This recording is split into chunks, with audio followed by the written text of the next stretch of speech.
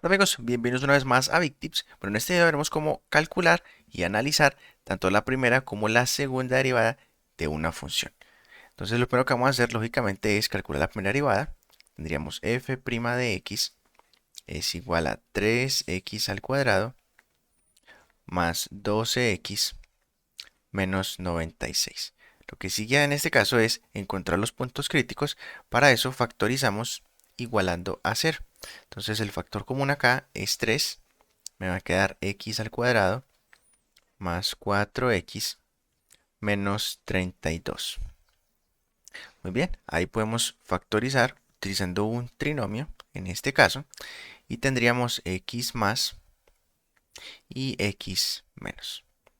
Ahora debo encontrar dos números que multiplicados me den 32 y que restados den 4. Sería 8 por 4. Si igualo cada uno de estos paréntesis a 0, tendríamos que x más 8 igual a 0. Me daría que x es igual a menos 8. Y cuando igualo x menos 4 a 0, tendría que x es igual a 4. Entonces estos son mis dos puntos críticos y lo que voy a hacer es dibujar o hacer más bien una recta numérica en la que los ubique. Entonces por acá tendría el menos 8 y por acá tendría el 4, el infinito y lógicamente el negativo infinito a la izquierda. Lo que voy a hacer ahora es utilizar, o más bien buscar un número que esté entre el menos infinito y el menos 8, puede ser cualquier número, y reemplazarlo para saber si en ese caso la derivada tiene signo positivo o negativo.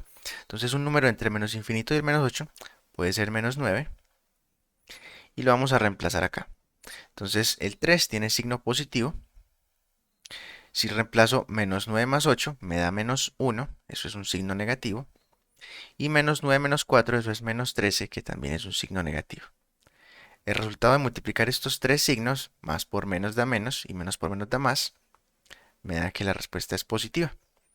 Es decir, que entre el intervalo de menos infinito hasta menos 8, la primera derivada es positiva y vamos a hacer lo mismo con los otros dos intervalos. Entonces un número entre menos 8 y 4 puede ser el 0 y hago exactamente lo mismo. El 3 tiene signo positivo, 0 más 8 me da 8, que es un número positivo, y 0 menos 4 me da menos 4, que es un número negativo. Si resuelvo, más por más me da más y más por menos me da menos. Es decir, que en este intervalo la derivada es negativa. Y por último, del 4 al infinito puedo utilizar el 5 y hago exactamente lo mismo. El 3 es positivo, 5 más 8 me da 13, que es un número positivo, y 5 menos 4 me da 1, que es un número positivo. Al final, sé que este intervalo es positivo. Pero bueno, ¿qué significa esto? Analicemos ese primer intervalo. Entonces, desde menos infinito hasta menos 8, la primera derivada es positiva, lo que hace que mi función vaya creciendo. De menos 8 a 4, la derivada es negativa, o sea que la función va bajando. Y desde 4 al infinito, la derivada es positiva, lo que hace que mi función vaya subiendo. Adicional a eso, tengo estos puntos críticos, menos 8 y 4, donde la derivada cambia de signo. Entonces, si yo sé que desde menos 8, perdón, de menos infinito a menos 8 la derivada es positiva, o sea que la función va subiendo y luego va bajando, se me forma una especie de pico. Bueno, pues en este caso es así muy abrupto porque no tiene curvas todavía, pero este punto de acá superior se conoce como un punto máximo. Entonces el menos 8 va a ser un punto máximo y caso contrario en el 4. De menos 8 a menos 4 la función va bajando y de menos 4 al infinito la función va subiendo. Ahí se me forma un punto mínimo en este caso. Entonces puedo concluir que el menos 8 es un punto máximo y en el 4 se forma un punto mínimo. Muy bien, eso es todo lo que podemos concluir de la primera derivada. Ahora vamos con nuestra segunda derivada. Entonces, la segunda derivada, en este caso, pues la encontramos lógicamente derivando nuestra primera derivada y sería 6x más 12.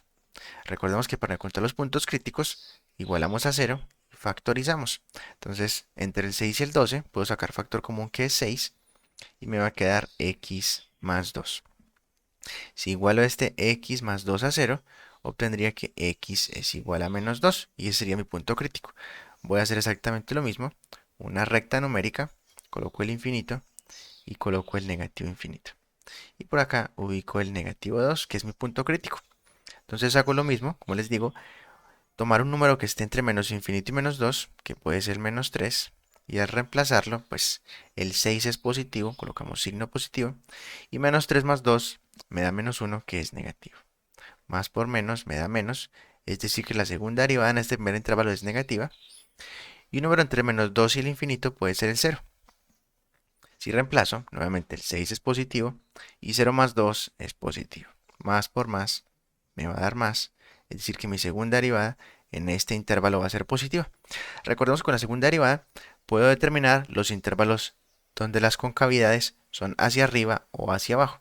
Entonces, en este intervalo donde la derivada es negativa, mi función va a tener una concavidad hacia abajo, y caso contrario en este otro intervalo. Cuando la derivada es positiva, mi función va a tener una concavidad hacia arriba.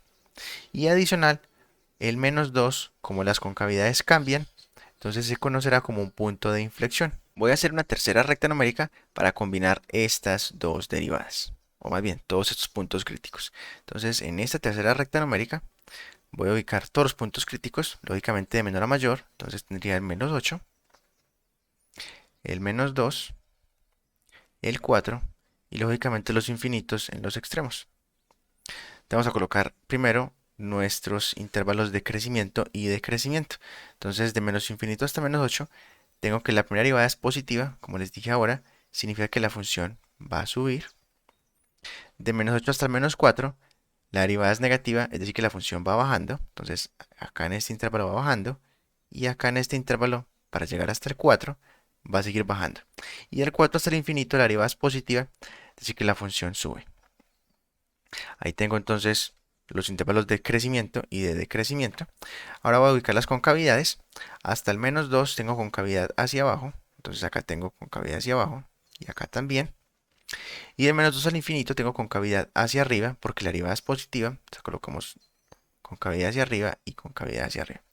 Y esto lo podemos resumir un poco para más o menos hacer un bosquejo de cómo sería la gráfica. Entonces, si acá tenemos subiendo con concavidad hacia abajo, significa que tenemos esta primera parte de la curva que va subiendo, es decir, que la gráfica vendría así.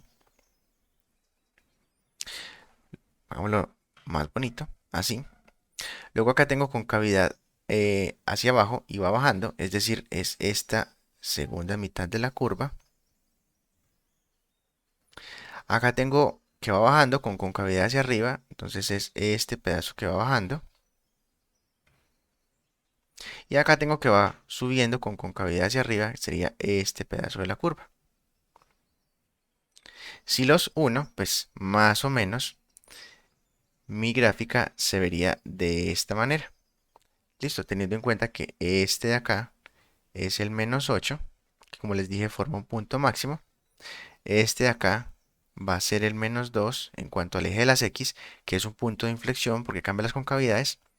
Y este punto de acá va a ser el 4, que como les dije ahora forma un punto mínimo.